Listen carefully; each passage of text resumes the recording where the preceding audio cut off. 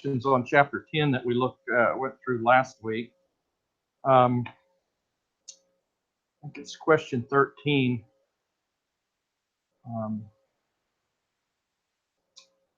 Said, why did the Queen of Sheba visit Solomon?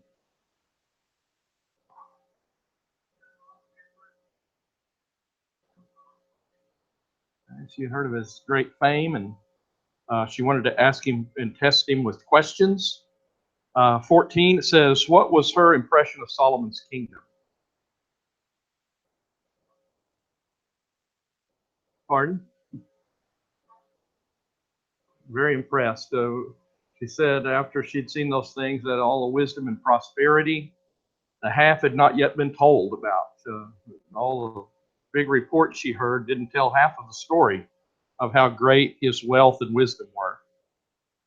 List several things that demonstrated the wealth of Solomon and his kingdom that are mentioned.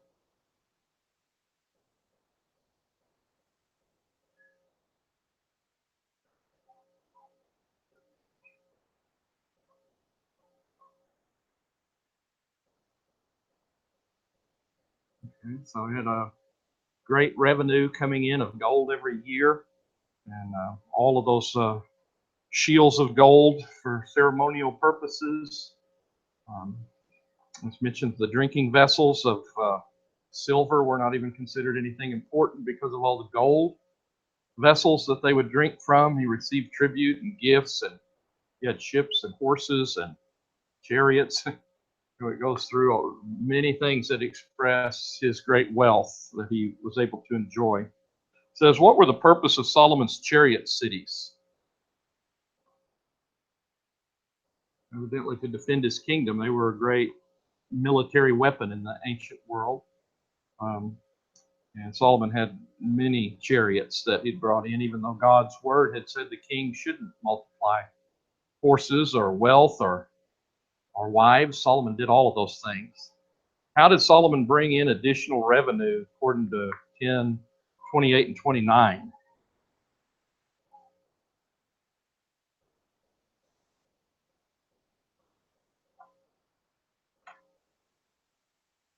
Anybody else?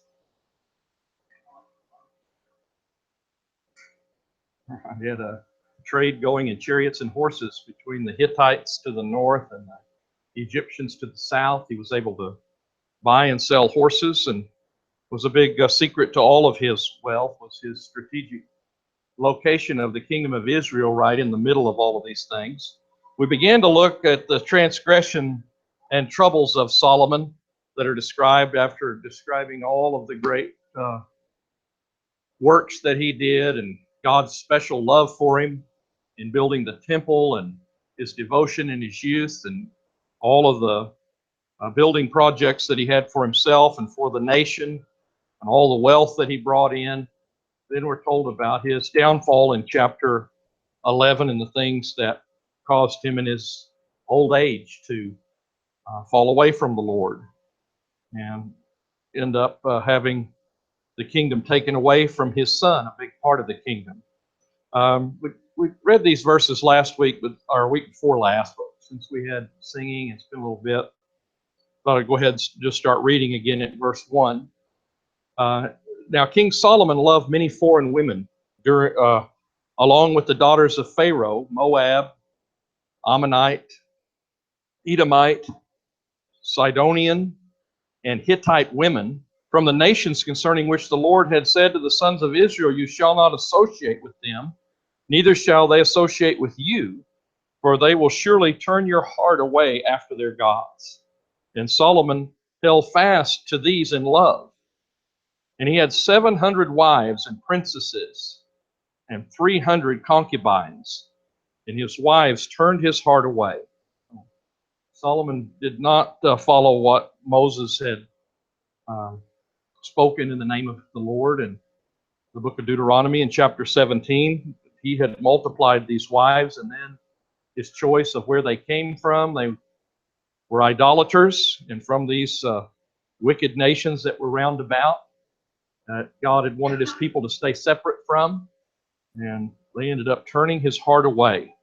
I know in the used to be, at least, in the Book of World Records, Solomon was listed as the man with the most wives in the Book of World Records, with 1,000 primary and secondary wives.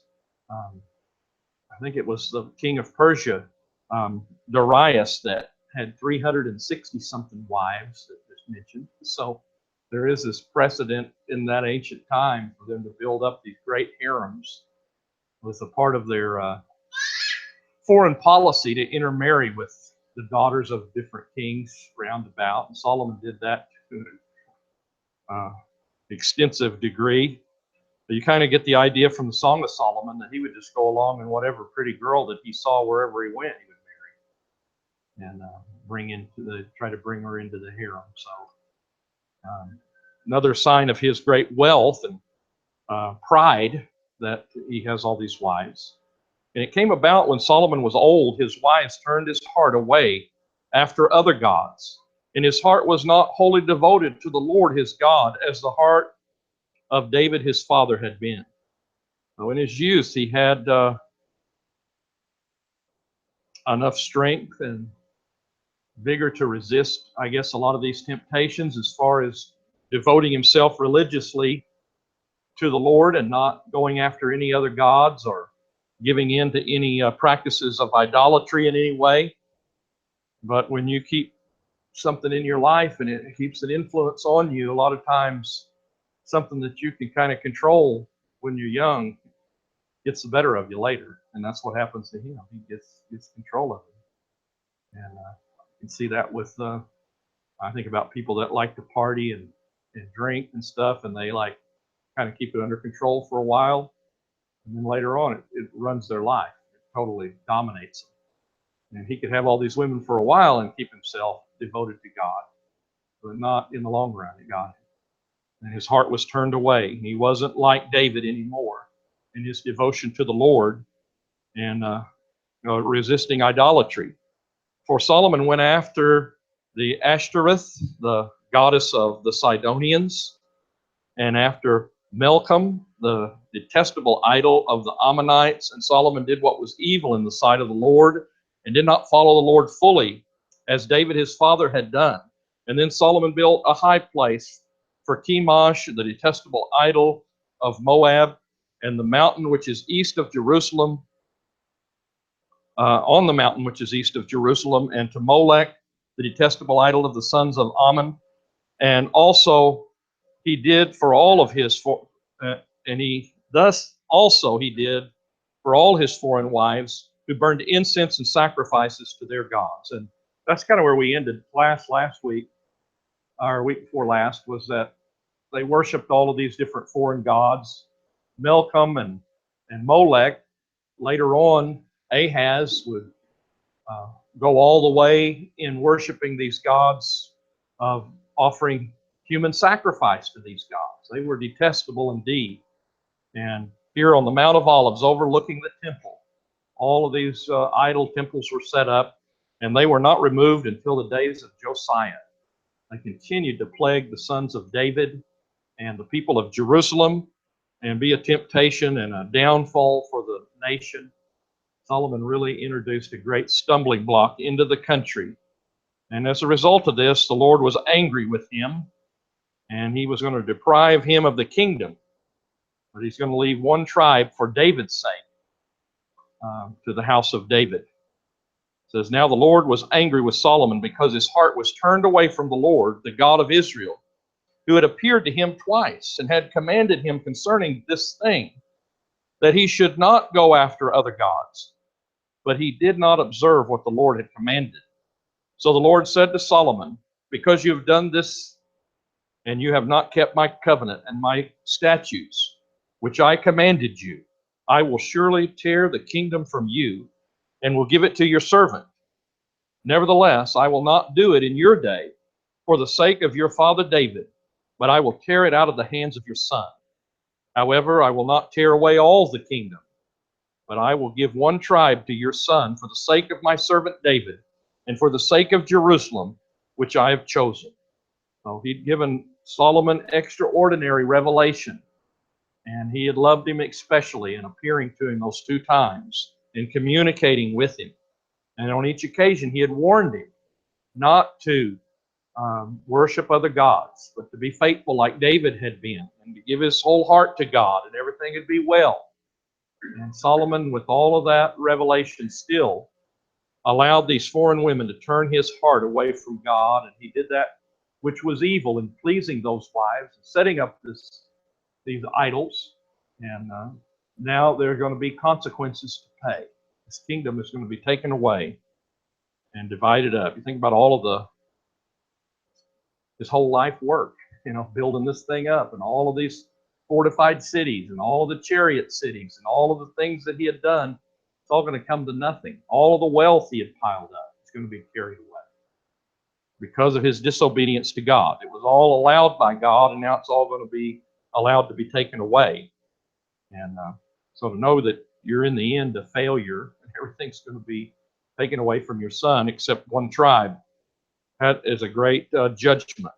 Anybody else have a thought on verses 9 through 13? Want to add? Yes.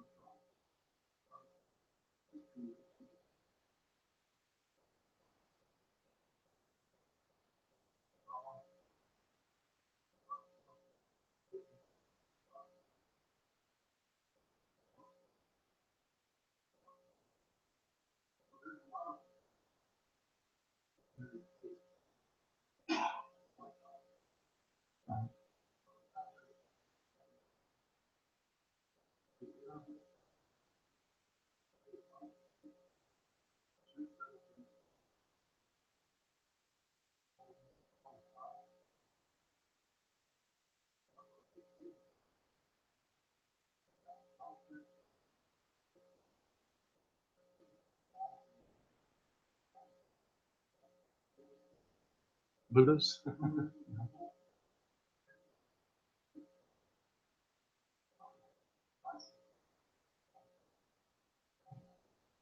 Little children flee from idols, we're all told to do.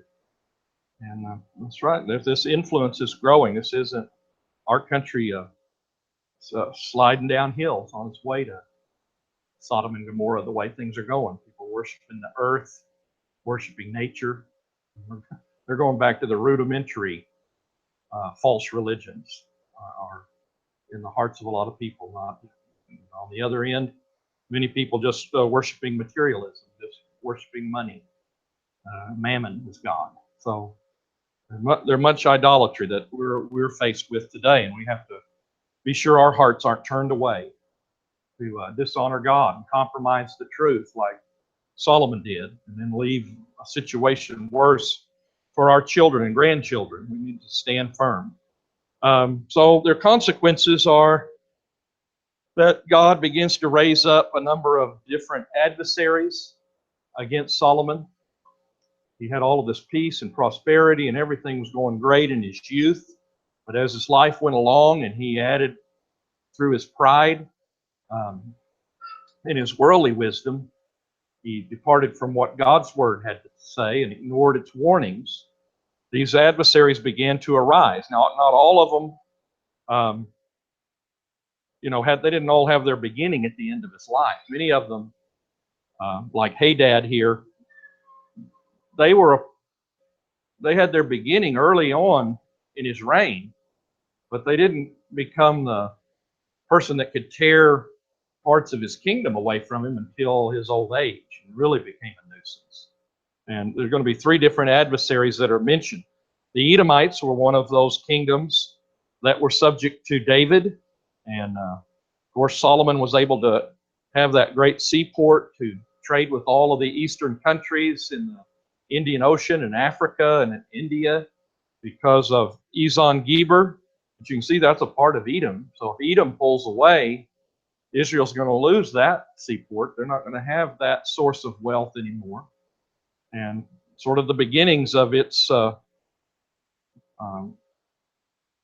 becoming an independent country again starts during the days of Solomon with this man Hadad. It says, then the Lord raised up an adversary for Solomon, Hadad the Edomite. He was of the royal line in Edom. And it came about that when David was in Edom, and Joab, the commander of the army, had gone up to bury the slain, and had struck down every male in Edom, for Joab and all of Israel stayed there 6 months until it had cut off every male in Edom. And Hadad fled to Egypt, and he had certain Edomites of his father's servants with him. And while Hadad was a young boy, and they arose from Midian and came to Paran, and they took men with them from Paran and came to Egypt, and the Pharaoh, king of Egypt, a house and assigned him food and gave him land. So he's of the royal household. This Hadad seems to be a royal title that they used in Edom. And they had slaughtered a number of people of Judah, and then David and Joab the general invaded the land of Edom and cut off a great number of the men of Judah, or Edom, and the crown prince saw it was time to flee. And it took a long, difficult route going waist down into Midian, and then across the Sinai Peninsula where Paran is at, and then had some guides with him and was able to go on to Egypt. And the Pharaoh, we're going to see, kind of welcomes anybody that might be a potential problem for Israel later. He supports them and helps them until they can be useful to him later. So Hadad lived there in the land of Egypt and was given land and property. Now Hadad found great favor with Pharaoh, so that he gave him in marriage the sister of his own wife, Tapunez, the queen. And the sister of Tapunez bore him a son, Genubath, whom Tapunez weaned in Pharaoh's house. And Genubath was in Pharaoh's house among the sons of Pharaoh. And when Hadad heard in Egypt that David slept with his father, and that Joab, the commander of the army, was dead, Hadad said to Pharaoh, send me away, that I may go to my own country. And then Pharaoh said to him, but what have you lacked with me, that behold, you are seeking to go to your own country? And he answered, nothing. Nevertheless, you must surely let me go. Oh, here's an adversary to cause Solomon trouble on his southern flank and be a pest and a problem during the latter part of his reign, in order to reprove him, hopefully bring him to repentance. While he's got problems from Hadad in the south, there in Edom, he also has an adversary that's raised up in the north. The Aramean kingdom, or the Syrian kingdom. Aram is been under the control of David and Solomon to the north there. They're going to be one of the great enemies of the northern kingdom, especially in days to come. And we're told about really how this kingdom, after David had decimated it and taken it over, and Solomon had ruled over it, that they had rebels then raised up because of Solomon's sin, that were able in the future to reestablish the Aramean kingdom that is going to be there. Rezin is that rebel that's going to become king. It says God also raised up another adversary to him, Rezin, the son of Eliada, who had fled from his lord Hadadezer, king of Zobah. And he gathered men to himself and became leader of a marauding band after David slew them at Zobah. And they went to Damascus and stayed there and reigned in Damascus. And so he was an adversary to Israel all the days of Solomon, along with the evil that Hadad did. And he abhorred Israel and reigned over Aram. So here's another adversary raised up to the north. Sorry about that. Somebody trying to sell me something, I'm sure.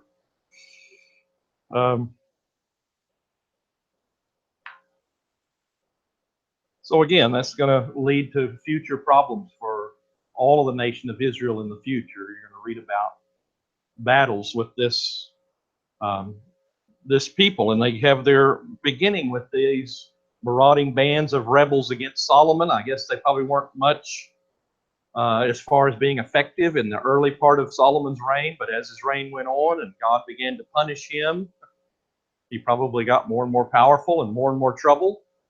And by the time Jeroboam takes over the northern kingdom, they start an independent country and get their freedom completely, just like the Edomites. So a lot of trouble coming in the future. And then there's internal rebellion that comes against Solomon and through Jeroboam, who's going to be the first king of the northern kingdom of Israel. And he originally was one of Solomon's servants, just like he said, I'm going to take a lowly servant of yours, and he's going to take the tribes away from your son, and you're only going to have one tribe left to you other than Judah. It says, then Jeroboam, the son of Nebat, an Ephraimite, Zereda was the city. We don't know where that city was located in Ephraim, but it was one of the cities in the ancient time. Solomon's servant, whose mother's name was Zeruiah.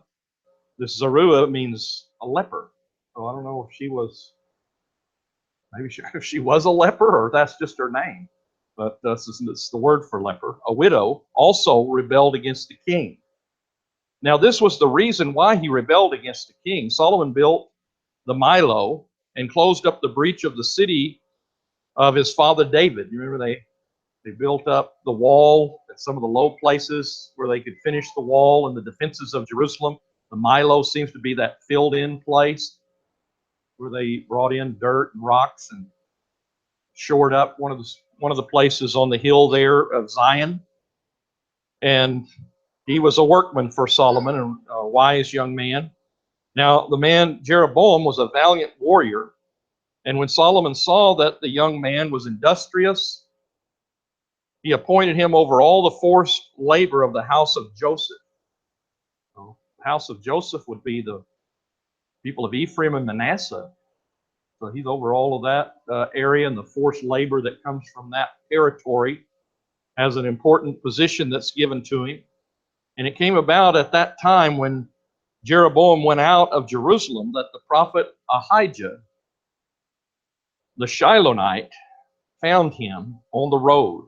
And Ahijah had clothed himself with a new cloak, and both of them were alone in the field. And then Ahijah took hold of the new cloak which was on him, and tore it into 12 pieces. So this is the first of these action parables that you have in the Bible, where the prophet would act out what was going to happen in a material way to illustrate what was going to happen. Jeremiah does that a lot. Ezekiel, other prophets in the future are going to use that technique. But here's verse 1. He's going to tear this new cloak. There's going to be a new kingdom, and 10 tribes are going to go to Jeroboam. And he's going to begin the northern kingdom of Israel. And he said to Jeroboam, take for yourself 10 pieces.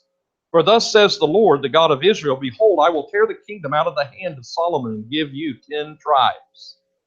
But he will have one tribe for the sake of my servant David, and for the sake of Jerusalem, the city, which I have chosen from all of the tribes of Israel, because they have forsaken me and have worshipped the Ashtoreth, the goddess of the Sidonians, and Chemosh, the god of Moab, and Melcom, the god of the sons of Ammon. And they have not walked in my ways, doing what is right in my sight, and observing my statutes and my ordinances, as his father David did. So, family of David and many of the people there in Judah had gone into this idolatry and not been completely faithful to the Lord as they were supposed to be. And for this, they're going to lose control over the northern tribes of Israel. They're not going to be having sovereignty there anymore. But David is remembered, his family is remembered, and the city of Jerusalem, the place of the temple and the ark, is remembered. And so these things are not going to be taken away from the house of David. They're going to stay where they're at and continue to be important to God. Nevertheless, I will not take the whole kingdom out of his hand, but I will make him ruler all the days of his life for the sake of my servant David, whom I chose, who observed my commandments and my statutes. But I will take the kingdom from his son's hand and give it to you, even 10 tribes. A lot of blessings, and the kingdom not taken because of his father David. Sometimes children get special blessings not because they deserve it, but their parents were good people and God honored that. But it's going to happen to Solomon's son. It's going to fall on the next generation that does evil. But to his son I will give one tribe, that my servant David may have a lamp always before me in Jerusalem, the city which I have chosen for myself to put my name. So there'll still be a lamp for David. He'll have another tribe, the tribe of Benjamin, that's right on the border with Jerusalem. Probably really had a lot of connection to Jerusalem. You know, I guess think about Northern Virginia and Washington, D.C. I mean, how important is Washington, D.C. to them? They wouldn't want to leave Jerusalem. They stay with the southern tribe of Judah. But the rest of the tribes are going to go with Jeroboam. And David's going to have a lamp. He's still going to have prosperity and happiness and have blessings, even though because of Solomon's sin, many tribes are going to be lost. And I will take you, and you shall reign over whatever you desire, and you shall be king over Israel. So you're not going to take it away from Solomon. It's going to be his son that the kingdom will be taken from. And then it will be, he tells him what the conditions are for his kingdom, that if you listen to all that I command you and walk in my ways and do what is right in my sight by observing my statutes and my commandments, as my servant David did, then I will be with you and build you an enduring house as I built for David, and I will give Israel to you. And thus I will afflict the descendants of David for this, but not always. So, same rules apply. I guess, wouldn't we say the same rules apply up to today? Do you want to be blessed? You want things to go well? You do exactly what God tells you to do, and you're going to be blessed. That's the way to be blessed. Be faithful to God. Don't worship other gods. Serve God. Follow what He teaches. You'll be blessed, Jeroboam. Jeroboam's not going to go with that later. He's going to lean on his own understanding instead of what God tells him to try to secure his kingdom, and he's going to lose his dynasty because he won't do what God says.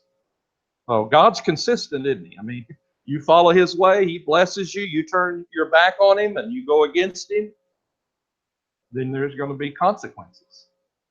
But he tells him how it could be. But he's only disciplining the house of David. Enduring house for Jeroboam, but he'd promised to be with David's family forever, right? He's going to have someone sit on the throne forever. So this is just temporary discipline for the house of David until Christ comes. Christ sits on the throne forever. So it's not always going to be this way. In verse 40, and Solomon sought therefore to put Jeroboam to death, but Jeroboam arose. I think maybe I might have. Anyway. So Solomon sought therefore to put Jeroboam to death, but Jeroboam arose and fled to Egypt, to Shishak, king of Egypt. And he was in Egypt until the death of Solomon. So he rebels against Solomon. He should have just bided his time like David did. David didn't lift his hand against Saul. Right? He left it to God to work it all out and give him the kingdom. Evidently, Jeroboam let it be known he was going to take the kingdom, and he ended up having to flee and live for a time in the land of Egypt with Pharaoh before he was able to come back and claim his kingdom.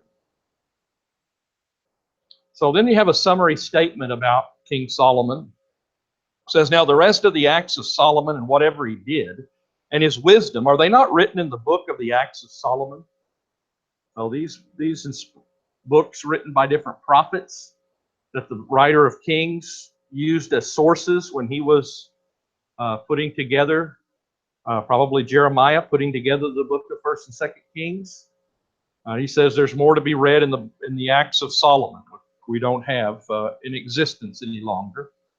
Thus, the time that Solomon reigned in Jerusalem over all Israel was 40 years. As we mentioned, he began to reign probably, and if he only reigned 40 years, he was probably about 60 when he died. He didn't live to be an old man, that we think of like really old.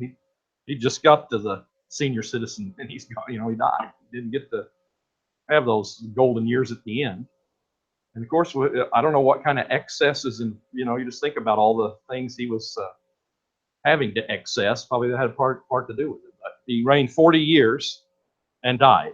And Solomon slept with his father and was buried in the city of his father David, and his son Rehoboam reigned in his place.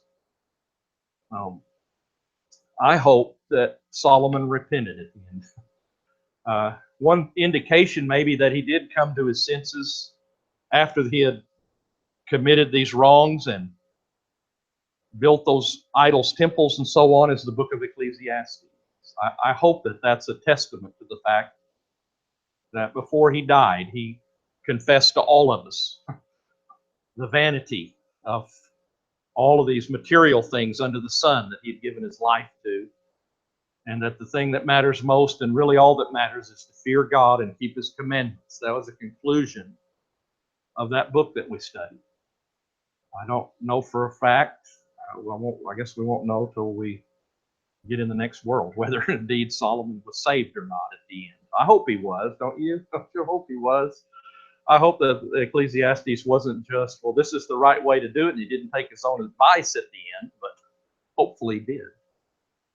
But there's no word of inspiration that definitely tells us that he did. So hopefully he did so. Well, then we're told about the rise of we have the next period of the book of 1st Kings, and runs all the way from chapter 12 through 2nd Kings 17, where you're going to have the two kingdoms, the kingdom of Israel and the kingdom of Judah.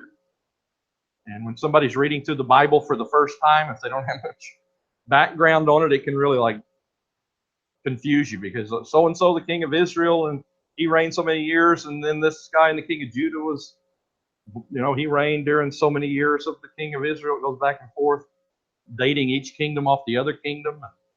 But they're two different kingdoms now that are going to be established. Rehoboam's kingdom is going to divide, and it'll be Israel in the north and Judah in the south. Before, Israel applied to everybody. Now it's only going to apply to the 10 tribes in the north, and Judah is the kingdom in the south. It runs from 931 to 722, this period of the divided kingdom. And then the kingdom in the north will be destroyed by the Assyrians and carried away into captivity in 722.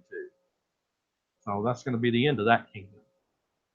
Every king of the northern kingdom is described as bad, because they all worship contrary to what the law of Moses says.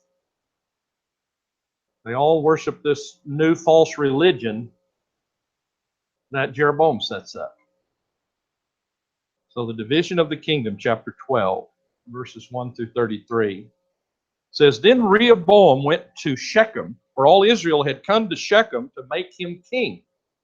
Now it came about that when Jeroboam the son of Nebat heard of it, that he was living in Egypt, and he was yet in Egypt, where he had fled from the presence of King Solomon.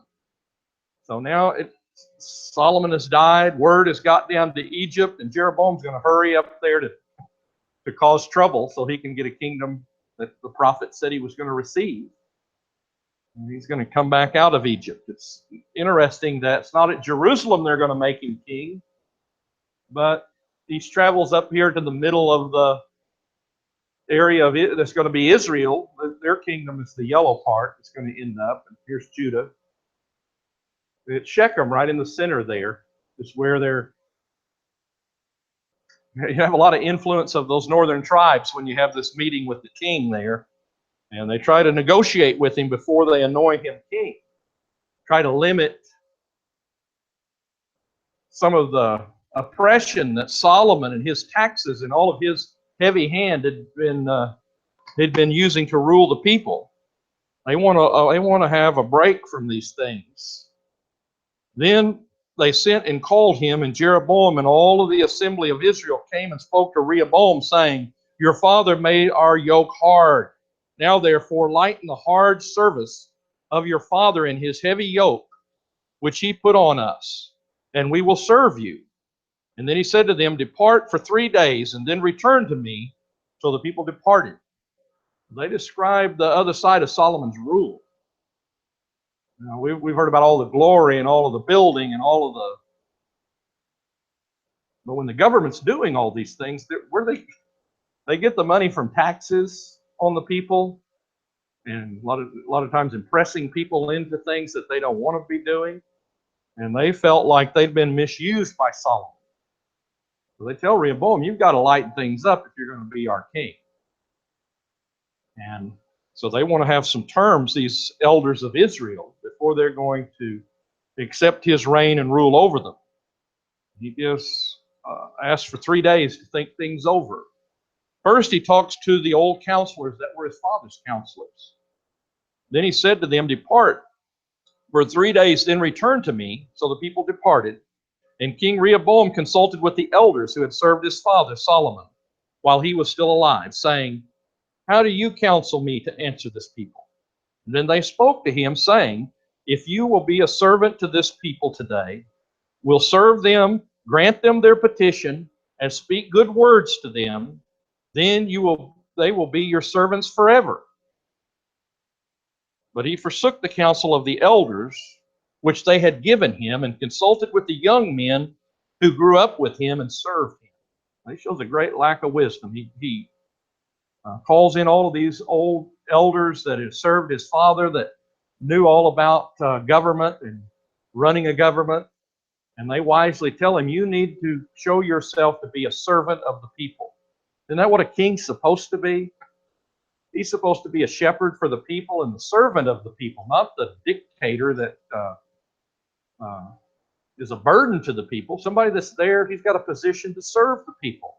So you show that you're a servant by granting their petitions and show them you don't want to oppress the people. And if you'll be a servant for this 1 day, you'll end up ruling forever, right? Give a little now, and you can rule later. But he doesn't want to listen to the old men. They didn't tell him what he wanted to hear. He goes to his friends that grew up with him that'll tell him what he wants to hear, and they give different advice. So he said to them, "What counsel do you give that we may answer this people who have spoken to me, saying, 'Lighten the yoke which your father put on us'?" And I wonder if he didn't say that in such a tone of voice that they understood what he wanted to hear. You know, we're going to have a get tough attitude instead of what they're asking for, right? It says, "And the young men who grew up with him spoke to him, saying, 'Thus you shall say to this people who spoke to you, saying, Your father made our yoke heavy. Now you make it lighter for us. But you shall speak to them, My little finger is thicker than my father's loins.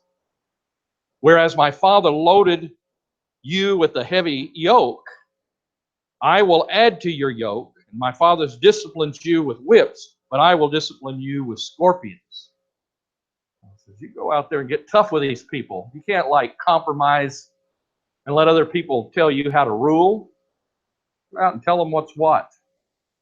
That your father's strength is nothing compared to your strength and what you're going to do and the kind of discipline you're going to exercise. Then Jeroboam and all the people came to Rehoboam on the 3rd day, as the king had directed, saying, "Return to me on the 3rd day." And the king answered the people harshly, for he forsook the advice of the elders which they had given him. And he spoke to them according to the advice of the young men, saying, "My father made your yoke heavy, but I will add to your yoke. My father disciplines you with whips, but I will discipline you with scorpions." And so the king did not listen to the people, for it was a turn of events from the Lord. that he might establish his word, which the Lord spoke through Ahijah the Shilonite to Jeroboam the son of Nebat. So this is all part of God's plan, that this man was advised and listened to bad advice and had the kind of heart and attitude that he had. It was all part of God's providence that he took the bad advice and ends up splitting the kingdom all apart. Of course, there's a lot we could learn from these things about answering people. A soft answer turns away wrath. Isn't that a good principle to operate on instead of getting in people's face and making it worse? And it's gonna be my will or the highway. That's the way he basically talks to these elders of Israel, and ends up destroying the kingdom rather than giving a little bit, showing himself to be a servant and a reasonable man. And we all need to learn from these things. We need to be reasonable in our dealings with people. So then the great schism takes place between Israel and Judah, where there's going to be a great divide here in the nation. And when all Israel saw that the king did not listen to them, the people answered the king, saying, "What portion do we have in David? We have no inheritance in the sons of Jesse. To your tents, O Israel. Now look after your own house, David." So Israel departed to their tents. But as for the sons of Israel who lived in the cities of Judah, Rehoboam reigned over them. So he ends up losing the kingdom, just as the prophet said. Well, next time we'll take up, Lord willing, at this place and look at the great split in the, uh, try to analyze these two kingdoms a little bit, and also look at Jeroboam's reign and what he did.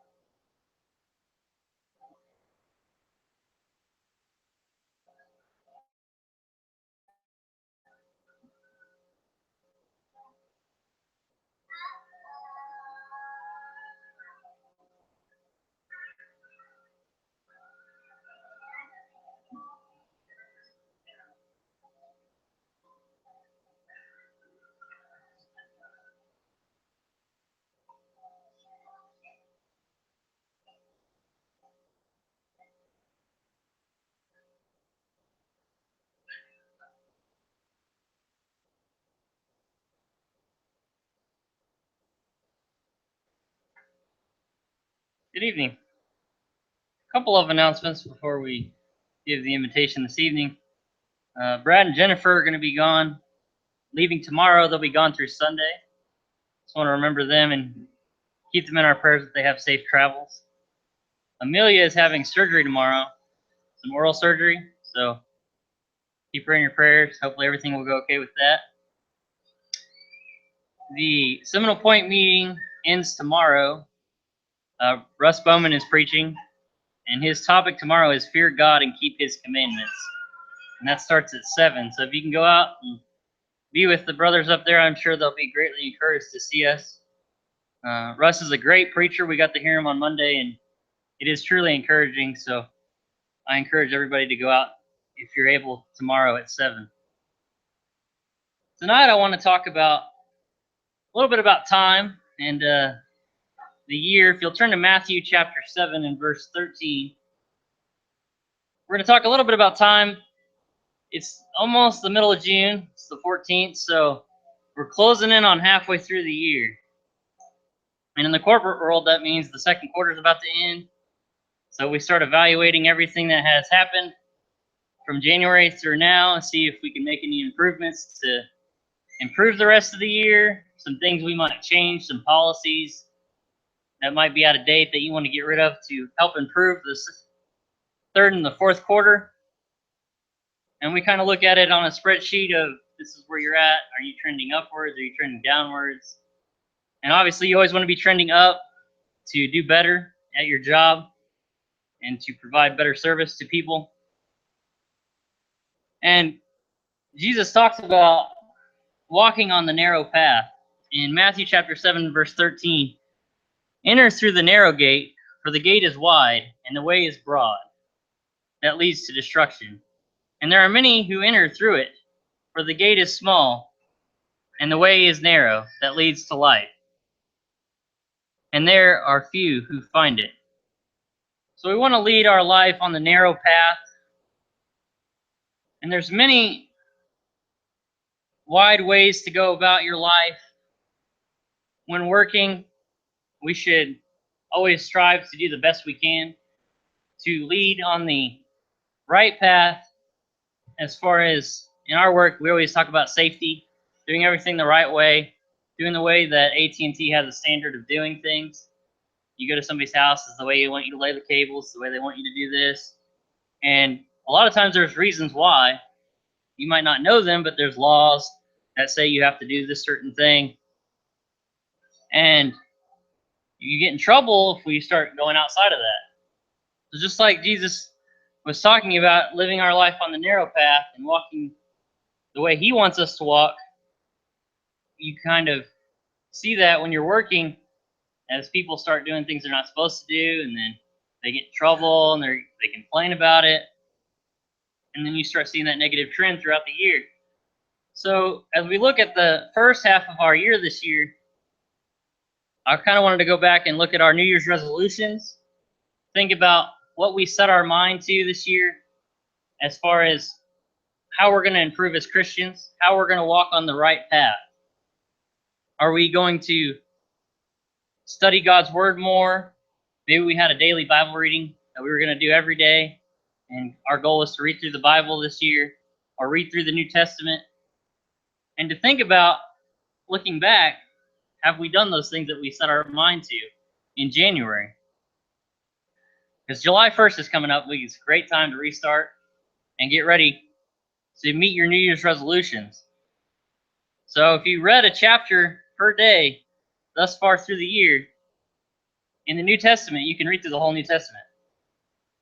So think about that goal. Have you been doing that? If you haven't, maybe July 1st we can start anew.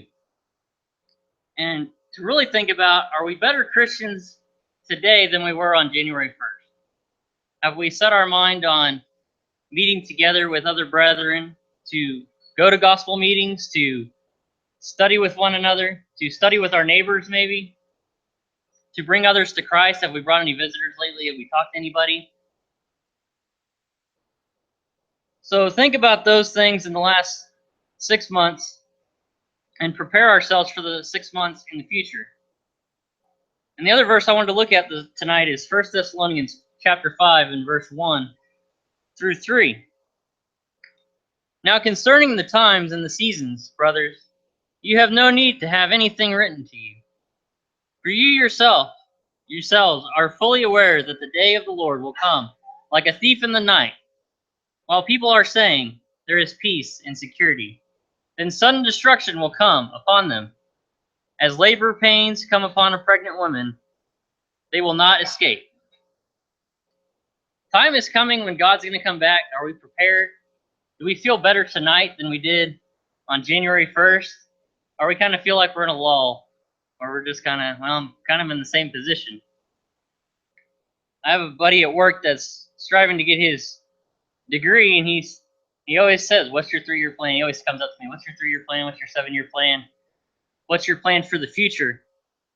And really think about that tonight. Are we fully dedicating ourselves on the right path with God and to follow what Jesus said on the narrow path? Are we kind of feeling like we're slipping into the wide path that leads to destruction? If you feel like you haven't been leading on the right path and you need to ask for the prayers of the congregation, we ask that you come forward now. If you feel like you haven't followed God's word and you would like to become a Christian, we ask that you come as together we stand and sing Song 293.